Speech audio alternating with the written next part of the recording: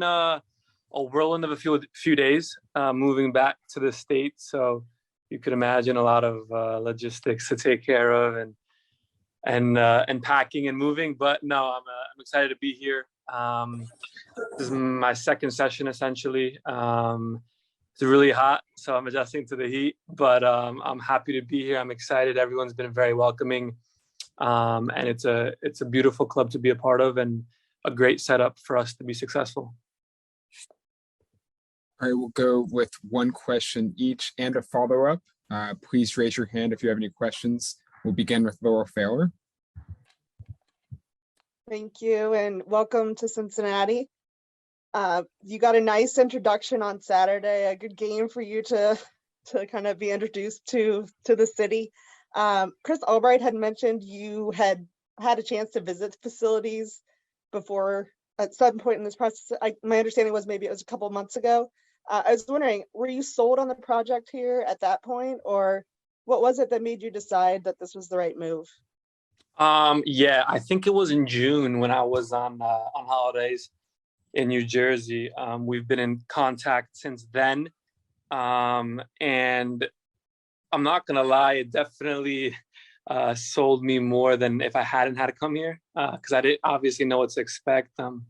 I've grown up, most of my life on the East Coast, and I think I've been to Cincy once to play a national team game. So definitely coming here, seeing the stadium, seeing the facility, seeing the setup that's in place has definitely, drawn me even more to come here. So I think that was an important visit for me as well. And you said I could ask a follow-up, Pat? Yes, go ahead. Okay. You had been on loan quite a bit since you left Red Bulls. How important was the stability that FC Cincinnati was offering? How much did that matter to you? And how much do you think that'll benefit you in your career? Yeah, it was important. I'm 27 now, so I've experienced a good string of loans in the past where I was young and able to keep moving here and there. But those experiences were beneficial in their own way. But now that I'm 27, wanting to have a wife, starting a family, it was an important factor for me coming back to the States, and Cincinnati was able to offer me a nice project to be a part of and be an important player here and contribute. So I think that's definitely drawn me, and that factor of trying to create a stable club environment for myself was nice. And now I have 3.5 years, potentially 4.5 years to look forward to being in Cincy. All right, Sarah, go ahead. Hey, Matt, welcome to Cincinnati. So you said that the visits and the setup of the club were really what attracted you here to this project. Was there anything else? Did you have any connections to specific players, or how was your connection with Pat before coming here, that kind of thing?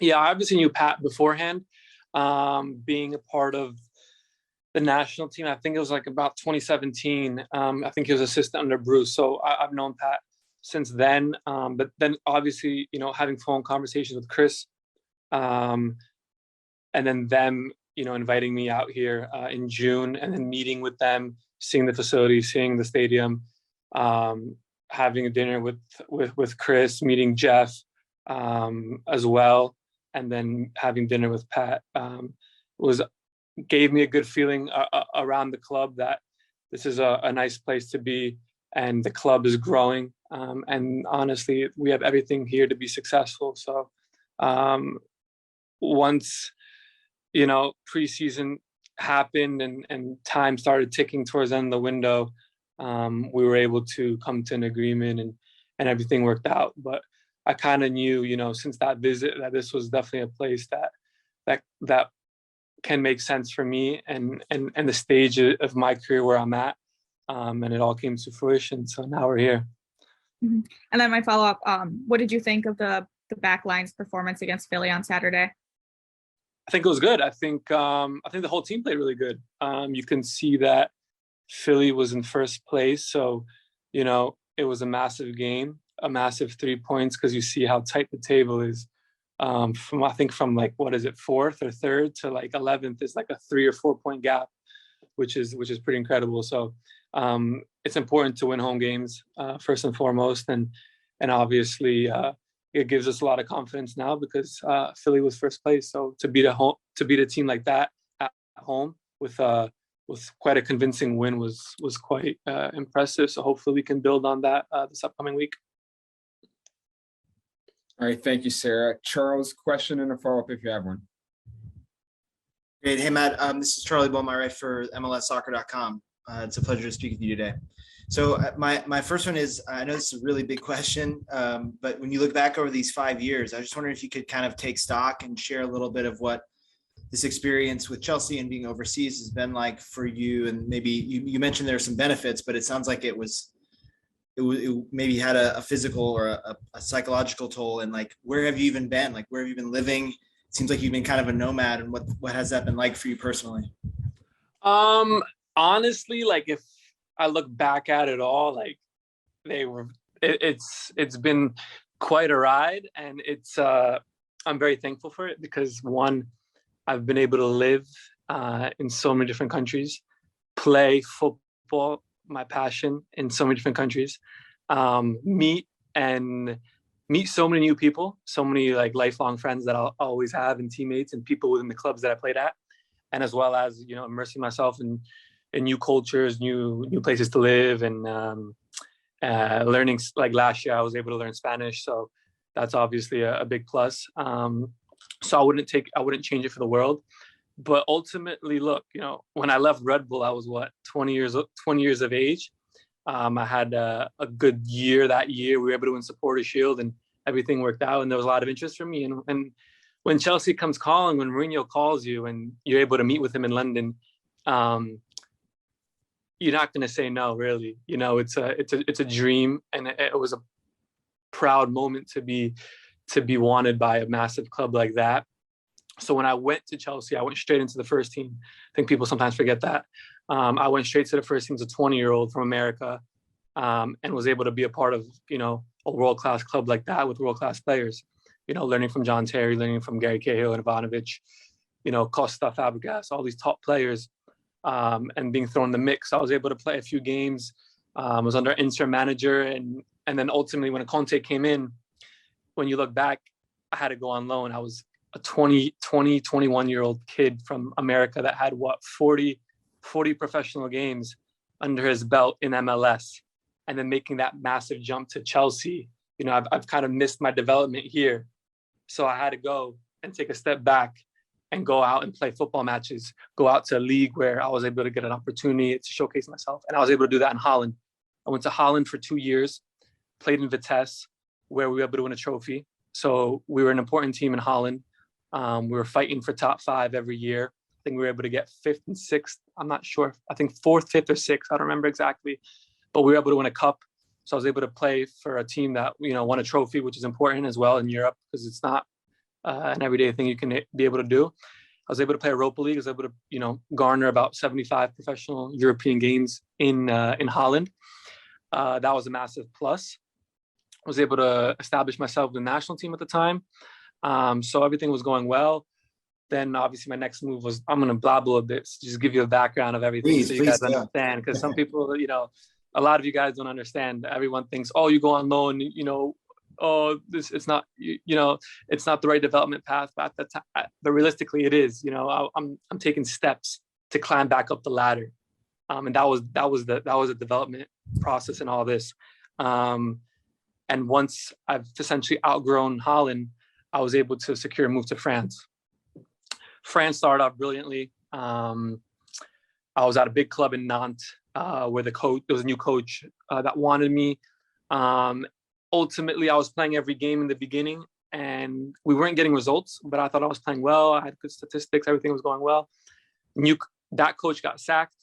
New coach comes in. My first game with him wasn't the greatest, and then from then you're kind of, you know, playing catch up. You're on loan. It's an older management style, and you kind of get, you know, realize that European football is difficult. You know, it's not all easy, and you have to, you know, grind and try to find a way. January came along, and I wasn't playing as much as I'd like, and it was time to make a move elsewhere. And thankfully, being on loan, Chelsea was able to recall me, and I was able to go to Reading. Got thrown in the fire at Reading. We're in a relegation battle. Championships, honestly, probably one of the most difficult leagues in the world, probably the most demanding, because you're playing a Saturday, Tuesday, all year round, in England, where it's a difficult physical game, on difficult pitches to play on. So that was also part of, the development process, going to a league like that, where as a center half, you have to be hardened up. You got to be able to, deal with the English game and, playing that type of physical football. Was able to go to Reading, was able to do well, play consistently, and then re-signed for another year on loan at Reading. Unfortunately, that second year at loan at Reading didn't go according to plan because I was injured a lot. I had a lot of injuries, and pandemic hit. So, you can imagine it was just a mix up of things. Was injured all of the preseason before, but then Anderlecht came, a big club. Was also, I would have liked to maybe, gone a bit higher, but because basically Holland and Belgium are very similar, but it was a big club in Belgium, the biggest club in Belgium. So it made sense to feel that pressure, to feel what it is to be at a club where you're expected to win every game and you're expected to win the championship, at the end of the season. So that's a different type of pressure, a different type of football you have to be a part of. You're in control of these games where you are the aggressor. As a center back, Vincent Kompany gave me a lot of freedom and a lot of demands for me to be a leader, as well as a young team. So I was able to finally be a proper leader, play the style that he wanted to play, and obviously learn from one of the best center defenders that ever played the game, Vincent Kompany. And then, by the way, meanwhile, all this, Chelsea has been receiving, permanent offers. But being at Chelsea, Chelsea wants, sometimes there's a lot of variables that go into it, and there needs to be agreements on all parties for transfers. Some places want more money than what's being offered, and so on and so forth. And then I remember after Anderlecht tried to sign me in the summer of 21, they couldn't come to an agreement with Chelsea. So it was difficult to find an agreement at the time with other clubs as well. So, and then some clubs can't pay the fees. So the logical step is to go on loan again. So I was able to go on loan now to La Liga, which was arguably, one of the best leagues in the world, top two, playing in Spain, where you're playing against top teams in a top league. And same thing, it was kind of the same thing as France. I was able to go there. Coach wanted me, was playing every game. We weren't doing great results wise, but it was promising things, and it was still early. I was able to play games. My stats were really good compared to other center halves in the league. And then, I got COVID, was out for a month. New coach that we continued to have bad results. That coach was sacked. New coach comes in, and I kind of, get stuck in that same situation, old school manager. I'm an American on loan. I'm not going to be there probably the next year, most likely, because, the fees are high to buy. And then I didn't go playing for 4 months to end the season. So that was the first time in my career where I wasn't playing consistently, because at France I was able to go to Reading and start playing again. And now I'm here. There's been a lot of MLS options in the summer, but Cincinnati came the strongest, and Cincinnati had the number one allocation spot. And when I started speaking with Chris and Pat, everything kind of aligned, and it made sense for me. And when details started to get ironed out, it was just a matter of time before I came here. And now I'm here, so I'm excited to be here. And that was kind of just the background of my career in a quick summary, because there's a lot of different clubs, but so people can understand, how it all went. But when I look back, I wouldn't change the world. Like I said, I've met so many different people, lived in different countries, as a, a New Jersey kid, all your life living in New Jersey. I would never imagine to live in, Belgium, Spain, France, Holland, England, London, so I was very happy with everything, and who knows, you never know, maybe you can go back in the future. Thank you for that. And I also just want to ask, what went into this timing? Like, were you ready to come back to the States in general? And do you have the World Cup and the national team in mind as you make this move at this moment? Yeah, I'm not gonna lie. During the end of the season, like towards the end of last season in Alaves and La Liga, I wasn't thinking about coming back to the MLS. But then once I started conversations with Cincinnati, with Chris and Jeff, my mind kind of switched up a bit. And when I came here to visit them and meet in person and see everything that the club had to offer, that really kind of got my mind thinking to come back. And then went to preseason with Chelsea. Some of it was with the first team, some of it was with like loan players and 23s just to stay fit. Then I've kind of realized like, it might be time to come back to the MLS and be somewhere where, I feel really, really good. And the project is very impressive to be a part of. Thank you so much. No worries.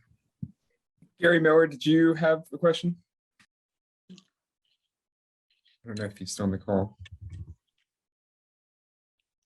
People probably came out when I started babbling about my career. All right, we'll go back to Laurel. Thank you. And I do appreciate that summary that you just gave. So, I guess you mentioned your preseason with Chelsea. So you're coming to a team that obviously has just 10 games left. Where are you physically in terms of how quickly you think you can jump in with these guys? And how much of an impact do you think you can make over these last 10 games? Good question. I'd like to think that I'm ready for game time. But no, I feel fit because while I was with Chelsea, I was able to have a month of training, and I've played a couple matches as well. So I have, match fitness in me. Now it's just about adjusting as quick as possible to, the philosophy of Pat and the way we play, and getting to know, my new teammates. And, I'm a competitor. I like to win. I like to, push myself and contribute as much as I can. So I'm hoping to use my experiences and my qualities playing for so long already to help, Cincinnati and help this club reach its potential. And that's to be, a serial winner in MLS. I know it's Atlanta this week, but have you thought much about what it might be like next week going back to Red Bulls? Yeah, I saw the schedule and I was like, oh snap, I'm gonna need a lot of tickets for the Red Bull game because all my family's still there. But no, honestly, like my main thought process now is just to get this week of training, get sharp, get right mentally, get to know my teammates more, and just be immersed within the club, and just continue to grow and progress and get ready for Atlanta game. And that's the most important thing. And then when the Red Bull game comes, it will come and I'll be focused for that.